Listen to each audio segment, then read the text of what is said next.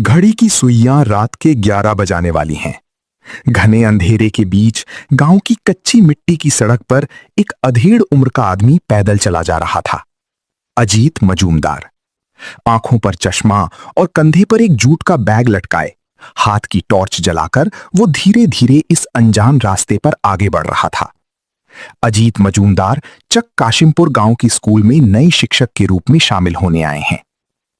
चलते चलते अजीत अचानक रुक गए, फिर अपने हाथ में मौजूद घड़ी की तरफ नजर दौड़ाई और दोबारा पीछे की सड़क की तरफ मुड़कर देखा। नहीं, एक भी गाड़ी दिखाई नहीं दे रही है। कितना पिछड़ा हुआ गांव है। गाड़ी तो दूर की बात है, इंसानों का दिखना भी मुश्किल लग रहा है।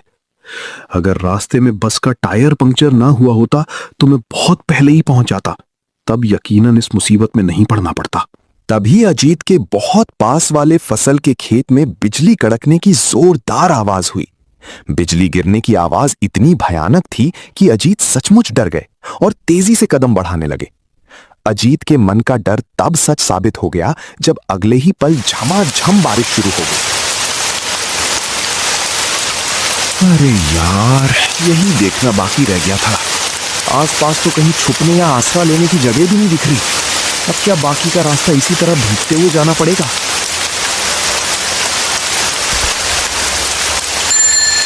तभी अंधेरे में परछाई दिख गया। ओ दादा, सुन रहे? इस आसपास। अरे, इसने तो कोई जवाब ही नहीं दिया। कैसा आदमी है? नहीं, अब और देर नहीं की जा सकती। मुझे जल्द ही कोई आसरा ढूंढना होगा।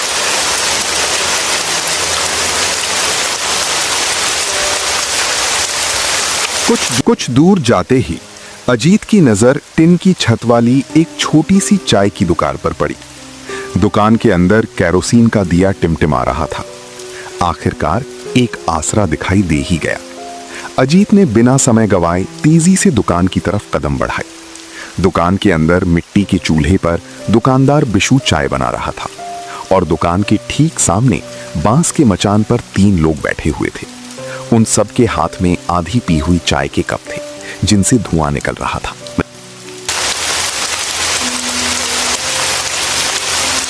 दादा, थोड़ा बैठ सकता हूं? अजीत के आते ही दुकान के सभी लोग उनकी तरफ फटी आंखों से देखने लगे। दुकानदार बिशु ने शांत आवाज में जवाब दिया, आइए मास्टर मशाय, अंदर बैठिए। आपको कैसे पता चला कि मैं मास्टर हूँ? इस रात को बाहर का कोई आदमी इस तरफ कम ही आता है, और हाथ में बैग, आंखों पर चश्मा। आपको देखकर तो कोई भी समझ जाएगा कि आप मास्टर हैं। चक काशिमपुर स्कूल में नए शिक्षक आए हैं शायद। जी, कल से ज्वाइन करूंगा। इतनी रात को आने का कारण?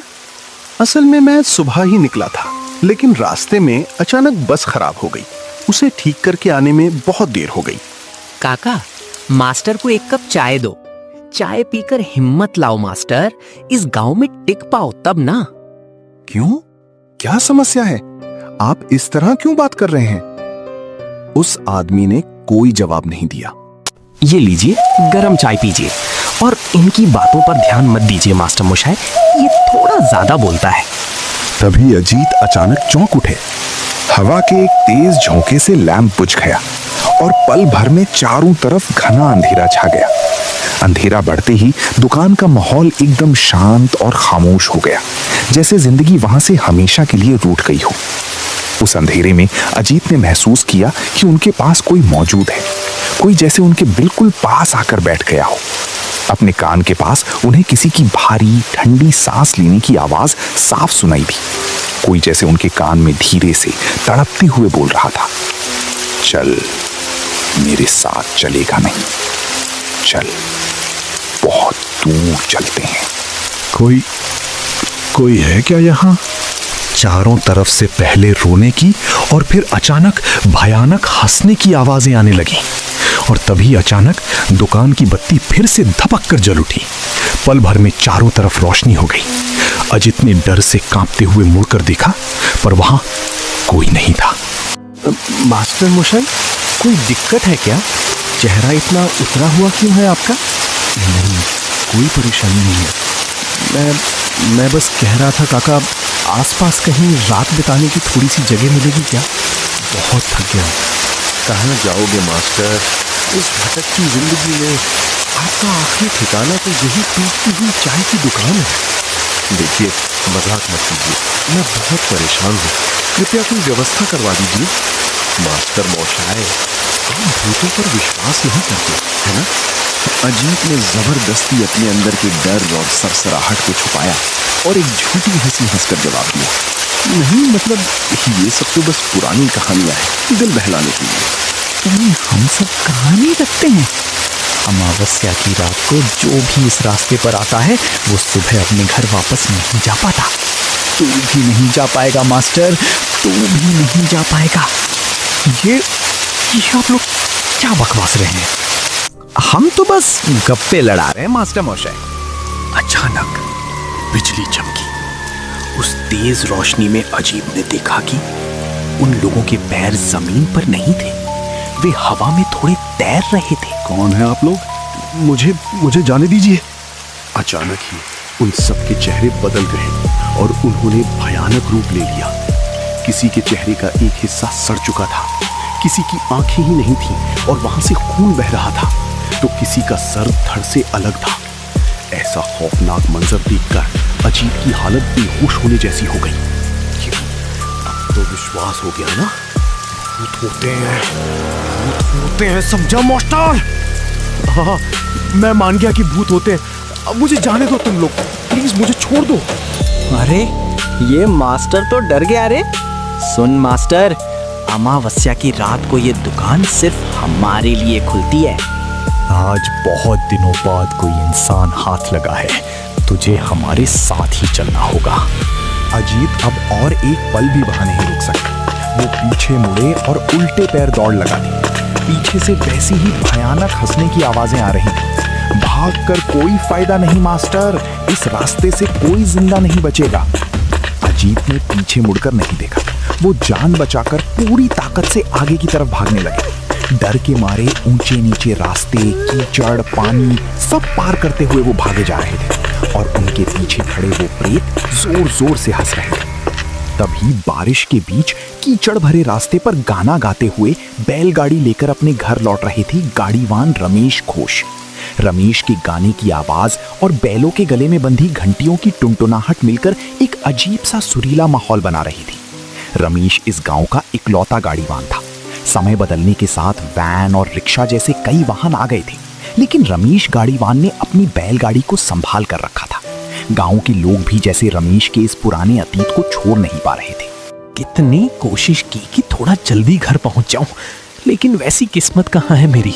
सबको घर पहुंचाते पहुंचाते खुद आधी रात को घर लौटना पड़ता है। गाड़ीवान दादा, थोड़ा रुकिए, प्लीज रुकिए, मुझे बचाइए काका, मुझे बचाइए। क्या क्या हुआ बाबू? वो दुकान, वो लोग, वो इंसान नहीं है, वो इंसान नहीं है। क्या आप उस टीन की छत वाली चाय की दुकान पर गए थे? हाँ, लेकिन आपको कैसे पता चला? अजीत ने शक की नजरों से गाड़ीवान की तरफ देखा।